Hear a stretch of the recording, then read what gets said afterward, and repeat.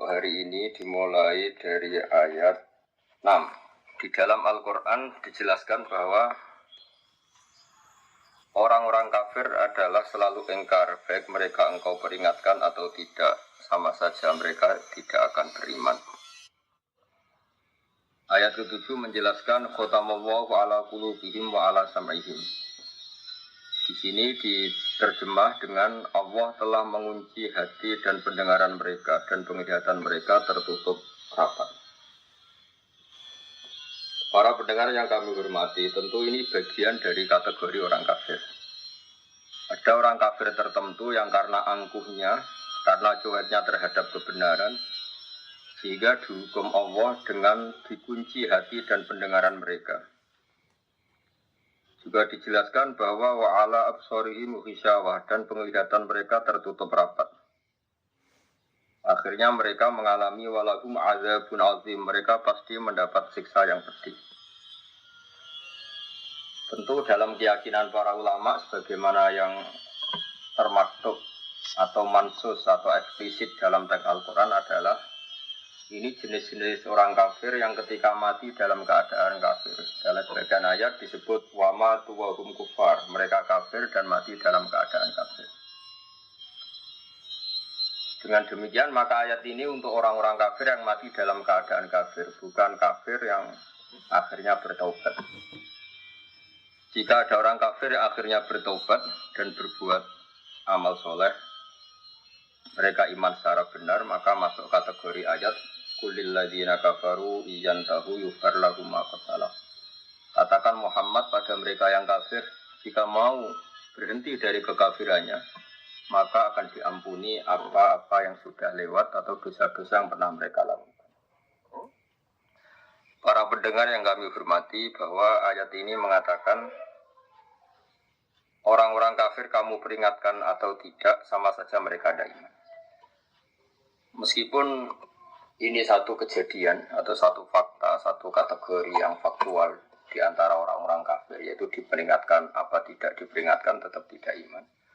Tapi ini tidak menjadikan hukum bahwa Nabi tidak wajib dakwah atau memperingatkan. Dalam banyak ayat Allah mengatakan in alaika illal salam, kamu Muhammad harus tetap menyampaikan meskipun mereka menolak. Karena menyampaikan kebenaran, memperjelas kebenaran atau berargumentasi tentang kebenaran harus selalu disampaikan kepada mereka. Dan tentu sebagian mereka faktanya iman. Dengan demikian ayat ini khusus bagi mereka yang kafir dan mati dalam keadaan kafir, baru diancam walakum azabun azim, mereka itu dapat siksa yang pedih. Tapi jika mereka kafir dan menjadi mukmin karena penjelasan-penjelasan Nabi, maka dia dihukumi mukmin dan dia berhak masuk surga. Dalam surat Al-Bayyinah dijelaskan bahwa fungsi Nabi adalah bayyinah. Bayyinah maknanya adalah menjelaskan satu kebenaran yang begitu jelas. Jika orang yang paling ingkar sekalipun, paling bodoh sekalipun, paling angkuh sekalipun, karena penjelasan Nabi sangat argumentatif dan sangat rasional, banyak juga mereka yang menerima. Bagaimana termaktub dalam surat Al-Bayyinah, lam yakunil ladzina kafaru min ahlil kitab wal musyrikin munfakina hatta ta'tiyahumul bayyinah. Rasulun minallahi yatslu suhufan mutahharah. Mereka yang kafir, baik kafir golongan Yahudi Nasrani maupun kafir dari golongan musyrik Mekah kala itu, tidak akan tercerabut dari akar kekafirannya sehingga datang Al-Bayyinah. Al-Bayyinah itu apa? Kebenaran sejati, kebenaran yang begitu gamblang, begitu jelas, begitu transparan. Yakni adalah Rasulun minallah yatslu suhufan mutahharah, yaitu Rasul Allah yang membaca lampiran-lampiran suci, yakni Al-Quran. Ada fakta sejarah bahwa Umar bin Khattab dulu itu kafir. Dia dikenal dengan preman pasar ukat. Dia dengan lantang mau membunuh Rasulullah. Ketika di tengah perjalanan, Umar ketemu sama temannya. Dia ditanya, mau kemana kamu Umar? Mau bunuh Muhammad karena dia sudah bikin agama yang baru. Lalu kata temannya tadi, Kenapa kamu membunuh Muhammad sementara saudari kamu, saudara putra putri kamu juga sudah mengikuti Muhammad? Lalu Umar berbalik arah mencari adiknya. Kemudian setelah ketemu adiknya, ternyata adiknya baru mengkaji surat Toha bersama suaminya. Ketika Umar datang dan mendengar surat Toha tadi, yang diantaranya dikatakan ada wahyu, Toha ma anzalna alaikal Qur'ana litasqa illa tazkiratal liman yakhsha. Muhammad, kamu saya turunkan Al-Quran kepada kamu ini bukan untuk kamu celaka. Quran turun kepada kamu hanya untuk sebagai peringatan lima yakhsha, bagi mereka yang punya rasa takut kepada Allah Subhanahu wa Ta'ala. Kenapa Allah perlu ditakuti? Karena Allah adalah zat yang mempunyai langit bumi, yang menguasai alam raya. Sebab itu diistilahkan dalam Al-Quran tanzilam mimman khalaqal arda was samawati al-ula. Lalu ketika Umar mendengar ayat ini, dia tahu. Dan dia berkomentar, mahadza min qaulil bashar, enggak mungkin karangan manusia seperti ini. Akhirnya dia iman. Lalu setelah iman, mencari Rasulullah dan ketemu di rumahnya Zaid bin Arqam, kemudian dikenal sebagai tanggal kejayaan Islam karena saat itu Umar masuk Islam. Dengan fakta-fakta seperti ini, maka ayat 5, ayat 6, ayat 6 dan ayat 7 adalah khusus orang-orang kafir yang mati dalam keadaan kafir. Tapi bukan berarti semua kafir adalah mengalami khotamullahu ala qulubihim wa ala sam'ihim. Orang-orang kafir yang hatinya ditutup sampai mati enggak. Sebab banyak juga orang kafir yang akhirnya masuk Islam. Yang masyhur dalam sejarah ada Sayyidina Umar bin Khattab, ada Khalid bin Walid, ada putra Abu Jahal, Ikrimah bin Abi Jahal, ada Abi Sufyan, masih banyak lagi kafir-kafir Quraisy yang akhirnya masuk Islam. Dengan demikian ayat 6 sampai 7 adalah kategori tertentu, yaitu mereka kafir dan mati dalam keadaan kafir.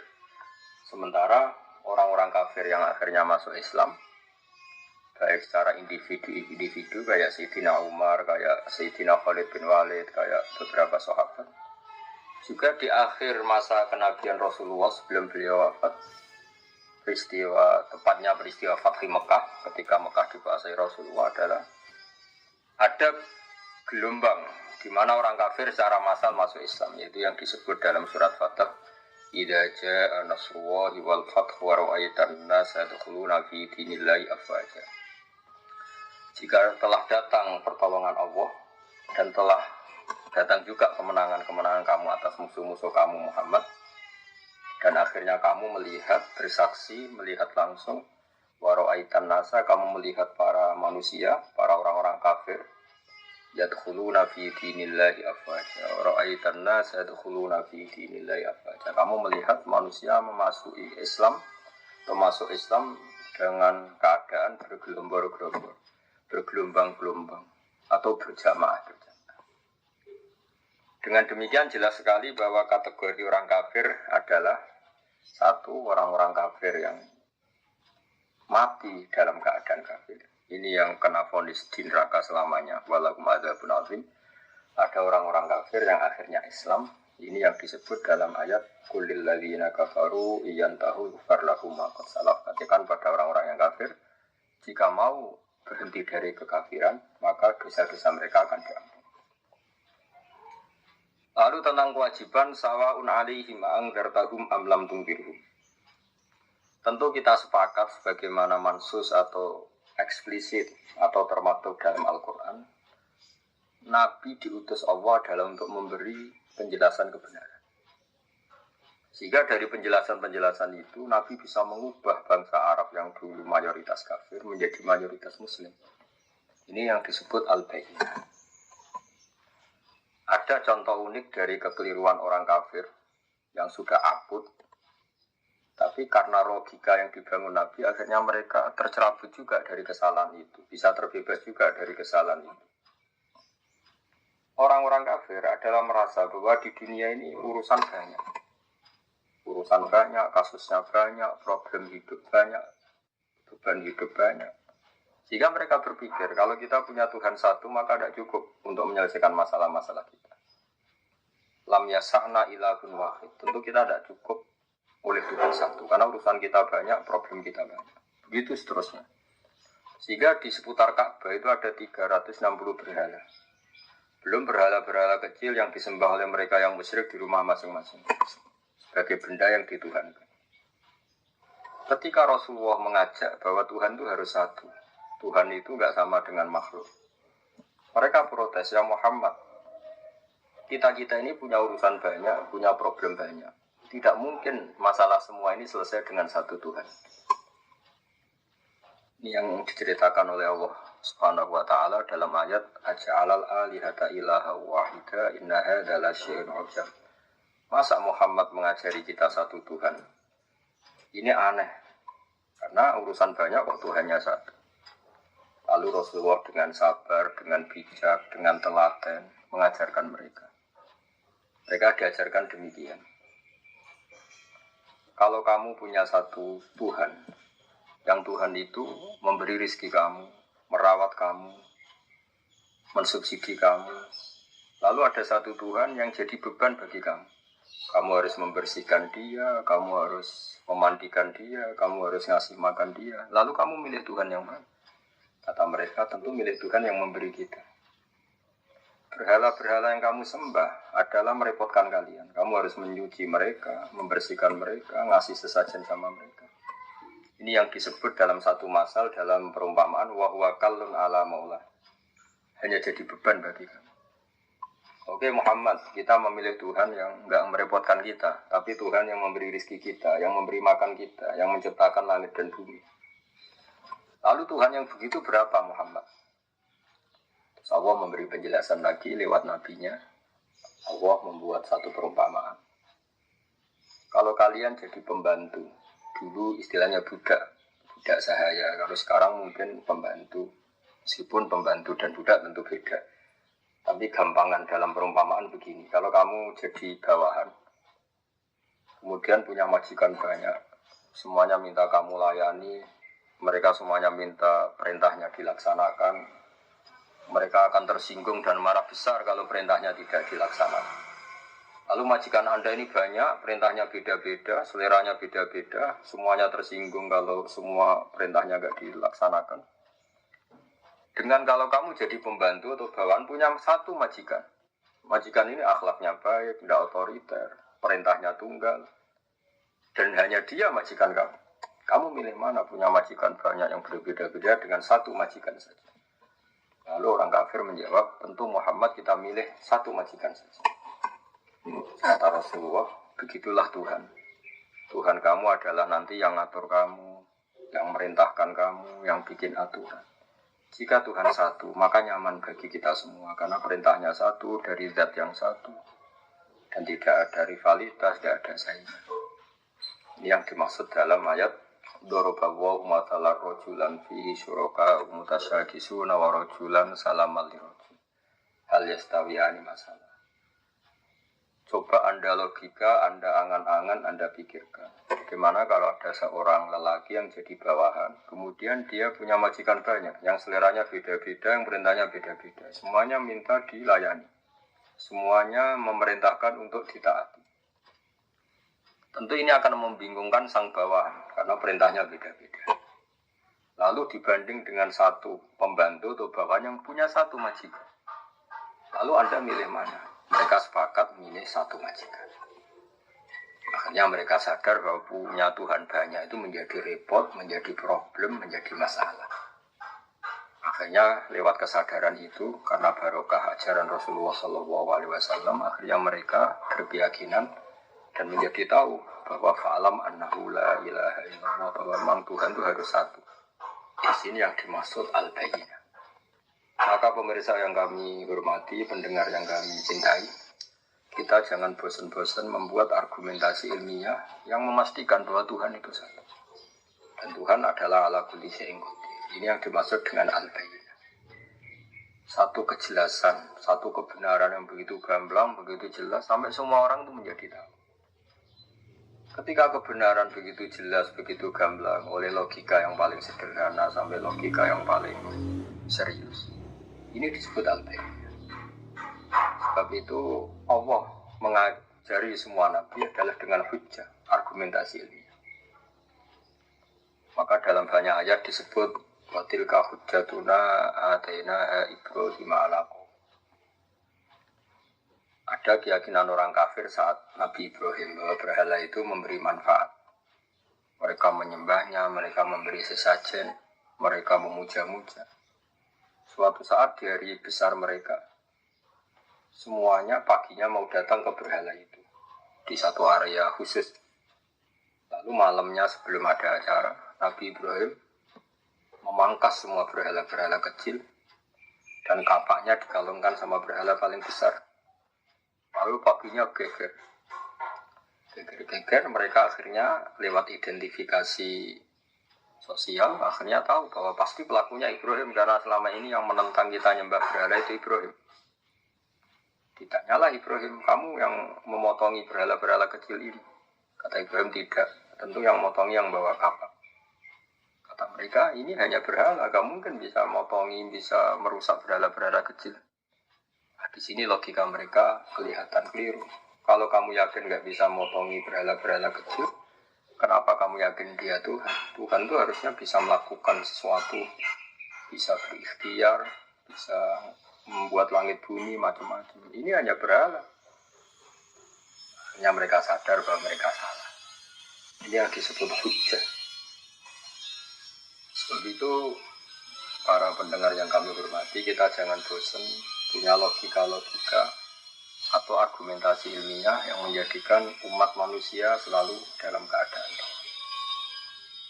Ini penting karena iman hanya murni keturunan misalnya atau kultural setempat, ini masih rawan untuk diombang-ambing oleh fitnah atau oleh cobaan-cobaan non-muslim. Tapi kalau iman dengan argumentasi ilmiah yang kuat, insya Allah, kalaupun kita hidup di Eropa, di Amerika, di negara mana saja, kalau tauhidnya kuat dengan argumentasi yang al-bayyinah, maka iman ini insya Allah terjadi. Sebab itu para nabi sering mengatakan, Kul inni ala bayyinatin min rabbi. Kita ini begitu jelas mendapatkan kebenaran dari Tuhan.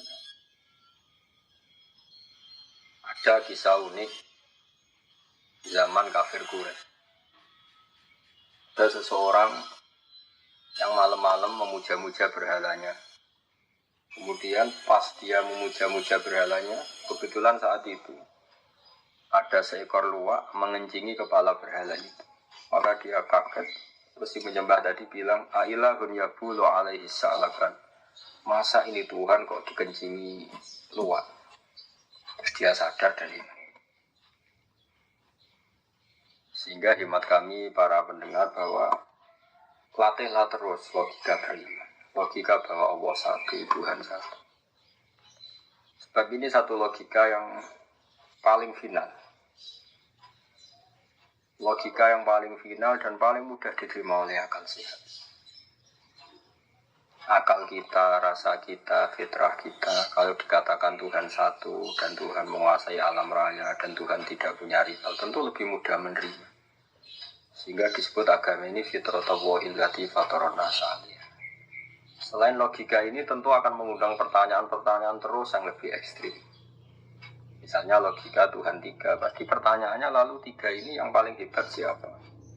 Yang paling pertama siapa? Ini pertanyaan-pertanyaan yang nggak mungkin terjadi. Sehingga paling mudah di logika adalah Tuhan itu satu dan Tuhan tidak ada jenis yang sama.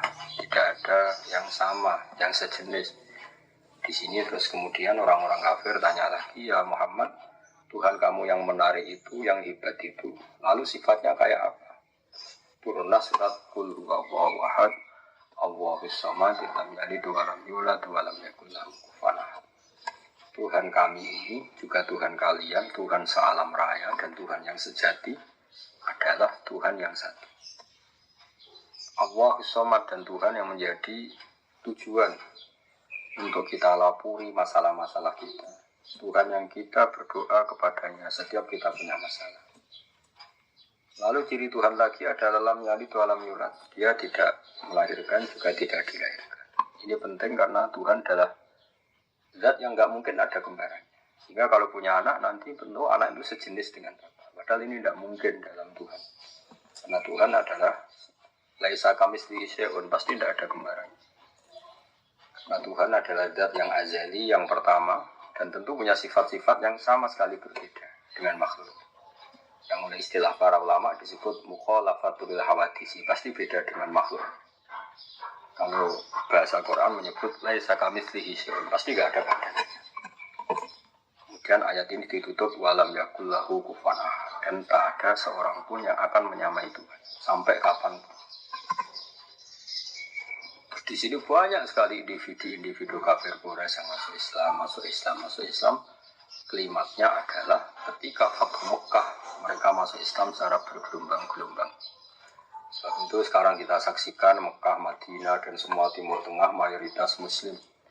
Ini barokahnya penjelasan atau al-bayinah atau argumentasi ilmiah yang terus diterangkan, dibawa-bawa, disosialisasikan oleh Rasulullah SAW. Sebab itu saya ulang lagi ayat 6 innal ladzina kafaru sawa'un 'alaihim anzartahum am lam tunzirhum la yu'minun. Di sini diterjemah adapun mereka yang ingkar baik mereka itu engkau peringatkan atau tidak sama saja mereka tidak akan beriman. Ini adalah jenis-jenis atau kategori orang kafir yang mereka kafir terus sampai mati. Misalnya Abu Jahal, Abu Lahab. Tapi tentu ini satu jenis. Yang nanti ada jenis lain dari orang-orang kafir itu yang masuk ayat. Misalnya idza jaa nasrullahi wal fathu wa ra'aitan nasa yadkhuluna fi dinillahi afwaja. Jadi ada orang-orang kafir yang akhirnya masuk Islam dan mati dalam keadaan Islam. Dan itu banyak sekali sebagaimana kita tahu dalam sejarah ada Umar, ada Khalid bin Walid, ada Abi Sufyan dan sebagainya dan sebagainya. Sebab itu dalam disiplin ilmu tafsir dijelaskan seorang mufassir atau seorang mutarjim menerjemah harus hafal Quran dan harus menguasai makna-makna Quran. Sebab 1-2 ayat kadang-kadang di situ Allah hanya menjelaskan satu kategori saja. Ada kategori-kategori lain yang dijelaskan di ayat lain. Misalnya ada ayat yang menjelaskan umat Islam itu wajib melakukan ini. Misalnya disebut 4. Di ayat lain disebutkan sampai 8. Di ayat lain lagi misalnya disebutkan sampai 6. Lalu kita menghitung semua itu termasuk kewajiban. Dan itu normal dalam ulumul Quran. Sebab itu misalnya di sini diterangkan hanya ada orang kafir, misalnya yang akhirnya berjenis sawa'un 'alaihim anzartahum am lam tunzirhum.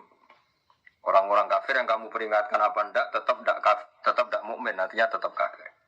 Tapi ada orang-orang kafir yang akhirnya munfakin, tercerabut dari akar kekafirannya karena datang sebuah bayinah. Ini yang disebut lam yakunil ladzina kafaru min ahlil kitab wal musyrikin munfakina hatta taqtiyahumul bayinah. Ini penting saya sampaikan biar kita punya tradisi kalau sebagai mufassir atau pengambil makna dari Quran kita harus komprehensif ayat-ayat yang terkait kita kaji, tematik-tematik yang terkait kita kaji, asbabun nuzul kita kaji, kesimpulan-kesimpulan linguistik juga kita kaji, fakta-fakta sosial juga kita kaji. Dengan demikian terus kita menyimpulkan ada sekian kategori yang baru boleh kita yakini sebagai hasil penelitian atau hasil penafsiran. Contoh gampang misalnya begini. Di ayat-ayat umum tentu orang baik itu wayuki munasolat, yaitu yang mendirikan sholat. Orang-orang baik adalah orang-orang yang iman bil ghaibi, melakukan sholat, mau melakukan zakat. Kemudian di sini misalnya secara eksplisit gak disebut haji. Tapi nanti di ayat lain jelas di antara rukun Islam misalnya kita kena khitab, kena aturan wa atimul hajja la umrata lillah. Atau misalnya di ayat lain dijelaskan walillahi 'alan nasi hajjul baiti man istata'a ilaihi sabila. Kamu ini kalau mampu wajib haji misalnya. Nah, kenapa ini di ayat yang berbeda? Karena memang Quran turun itu dalam durasi waktu 23 tahun. Ada masa di periode-periode Mekah Rasulullah hanya menjelaskan argumentasi tauhid. Makanya ini disebut ayat-ayat Makkiyah atau surat-surat Makkiyah. Kemudian di Madaniyah karena Islam sudah mapan, kemudian kewajiban-kewajiban Islam diterangkan secara eksplisit. Mulai zakat, bahkan kadarnya, nisabnya, aturannya, bahkan mustahiknya, siapa yang berhak menerima zakat, misalnya innamas shadaqatu lil fuqara dan seterusnya. Sehingga justru di antara mukjizat Quran, tingkat kesusastraan Quran adalah menjelaskan itu sesuai konteks. Sebab itu kita tidak bisa menyimpulkan satu Quran tanpa Anda harus hafal dulu semua. Kalau tidak, kamu harus mengikuti ulama yang hafal, yang ahli tafsir. Karena ayat ini menjadi komprehensif, menjadi lengkap pemaknanya setelah kita memperbandingkan. Misalnya tadi, di awal Baqarah belum dijelaskan kewajiban haji. Tapi nanti di awal juz 4 misalnya, ada kata-kata walillahi 'alan nasi hajjil baiti man istata'a ilaihi sabila. Di ayat lain sampai dijelaskan cara berhaji. Misalnya kamu harus begini, kalau haji itu ada kemungkinan ifrad, tamattu, qiran. Kalau tamattu aturannya faman tamatta bil umrati ilal haji famastaysara minal hadi dan sebagainya. Dengan warning dari saya demikian, saya mohon sekali bahwa ulumul Quran adalah ilmu yang sangat sensitif, yang sangat peka, karena Quran adalah kitab suci, panutan umat Islam. Maka sebaiknya seseorang jangan gegabah dalam menafsirkan Quran. Kalau kita tidak ahlinya, bisa merujuk ke terjemah Kemenak atau terjemah-terjemah keluaran Al-Azhar, keluaran konsensus para ulama yang kredibel, atau mengikuti ulama-ulama yang muktabar, yang kredibel, yang kapabel di bidang.